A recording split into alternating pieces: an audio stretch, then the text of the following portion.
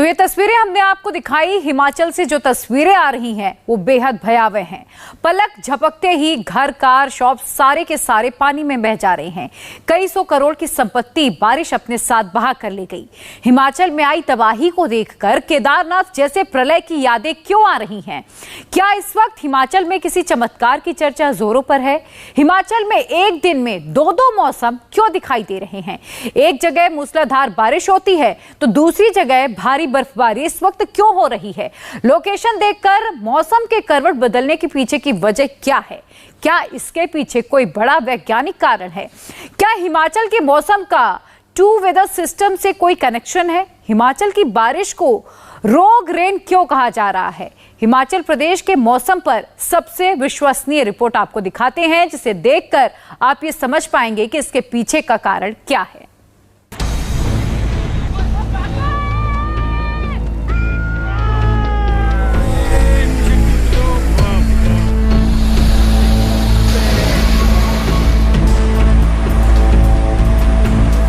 हिमाचल प्रदेश में ये क्या हो रहा है?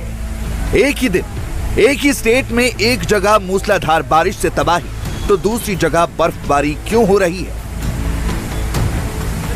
आखिर हिमाचल की हवा में ऐसा क्या हो गया कि एक साथ दो दो मौसम के इफेक्ट्स दिखाई दे रहे हैं? हिमाचल के ऊपरी इलाके लाहौल स्पीति में स्नोफॉल हुआ तो उससे महज 45 किलोमीटर दूर मनाली में बारिश से हाल बेहाल है, जबकि मनाली से 40 किलोमीटर दूर कुल्लू में बारिश ने ऐसी बर्बादी मचाई है कि कुल्लू का दूसरे शहरों से रोड कनेक्शन ही कट गया है।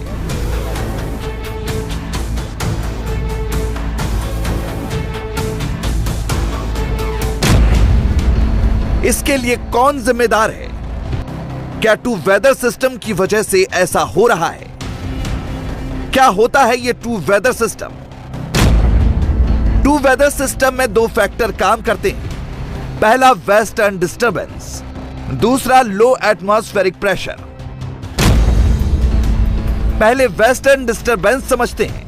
मॉनसून सीजन में पश्चिम से चलने वाली हवाओं को वेस्टर्न डिस्टर्बेंस या पश्चिमी विक्षोभ कहते हैं।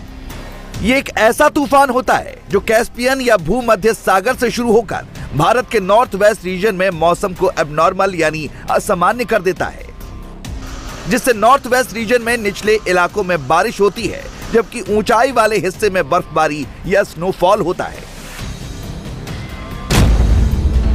टू वेदर सिस्टम का दूसरा फैक्टर है लो एटमॉस्फेरिक प्रेशर यानी कम दबाव का क्षेत्र। जब मॉनसूनी हवाएं लो एटमॉस्फेरिक प्रेशर जोन में पहुंचती हैं, तो हवा में पहले से मौजूद गर्मी नमी में बदल जाती है, जिससे तेज बारिश होती है। इस वक्त हिमाचल प्रदेश में वेस्टर्न डिस्टर्बेंस और लो एटमॉस्फेरिक प्रेशर दोनों ही फैक्टर एक्टिव हैं। इसलिए निचले इलाकों जैसे शिमला, कुल्लू, मनाली में तेज बारिश हो रही है, तो दूसरी तरफ लाहौल स्पीति में बर्फबारी। वहीं लाहौल स्पीति में माउंटेन इफेक्ट भी काम करता है।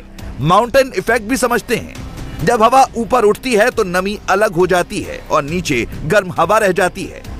इस दौरान हवा में पहले से मौजूद नमी सब्लिमेशन की वजह से पानी की बजाय सॉलिड यानी बर्फ का रूप ले लेती है। लाहौल स्पीति से वैसे भी हिमालय पहाड़ की दूरी 800 किलोमीटर है। नतीजा यह होता है कि ऊपर कम टेम्परेचर की वजह से बर्फबारी के लिए हालात बिल्कुल ठीक बन जाते हैं। हिमाचल में भीषण तबाही वाली बारिश के लिए रोग रेन टर्म का इस्तेमाल हो रहा है। हिमाचल में बारिश का ये पैटर्न बहुत बड़े बदलाव का संकेत दे रहा है। ऐसा लग रहा है जैसे अंधाधुंध बारिश हिमाचल का भूगोल बदल कर रख देगी। बारिश का ये खौफनाक रूप कहीं केदारनाथ जैसी प्रलय का संकेत तो नहीं दे रहा है?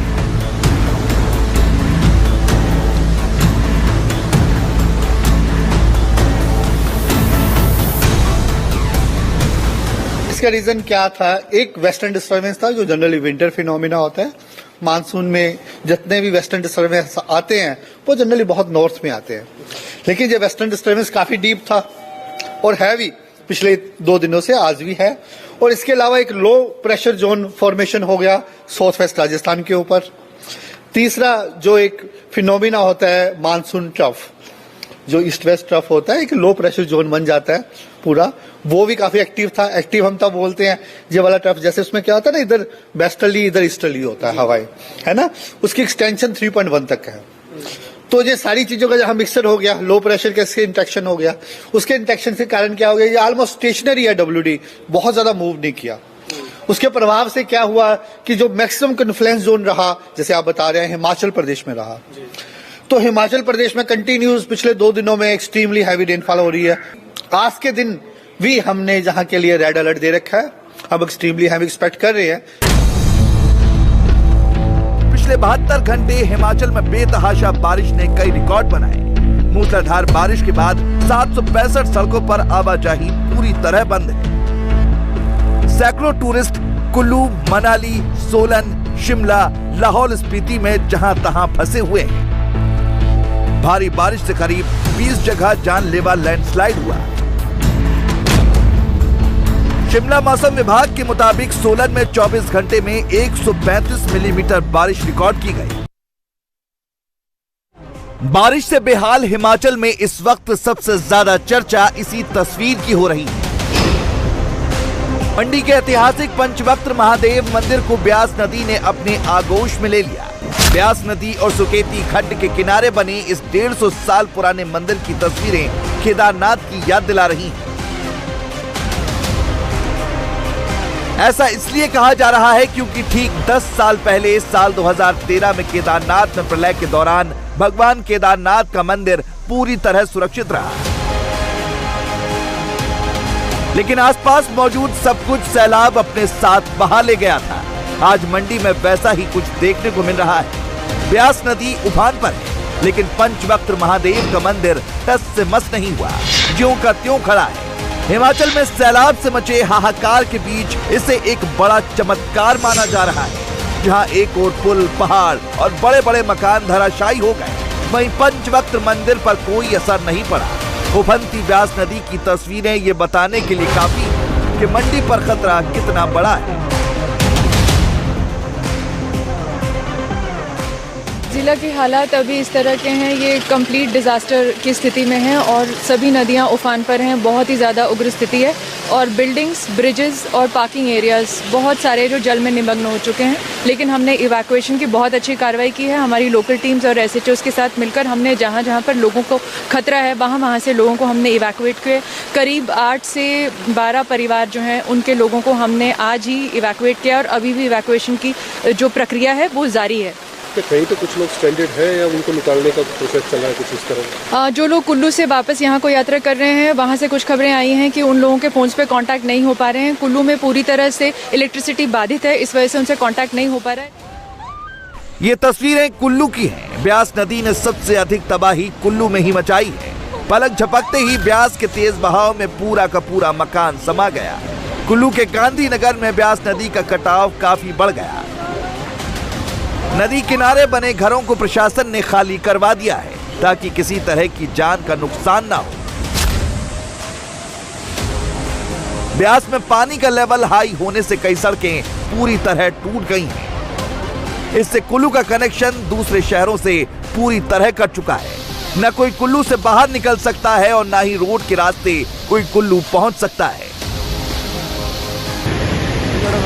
कुल्लू में ब्यास नदी इतनी भयावह हो चुकी है कि बड़े बड़े ट्रक भी पानी में खिलौनों की तरह बहने लगे।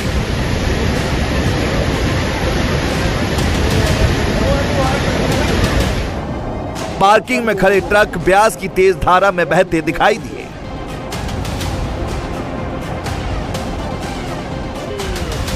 लैंडस्लाइड की यह भयावह तस्वीर हिमाचल के कसोल से आई है। कहां पार्वती घाटी में भीषण लैंडस्लाइड हुआ। पल भर में पूरा का पूरा पहाड़ टूटकर घाटी में समा गया। गनीमत रही कि जिस तरफ लैंडस्लाइड हुआ उधर कोई रिहायशी बस्ती नहीं थी, नहीं तो खतरा बड़ा हो सकता था।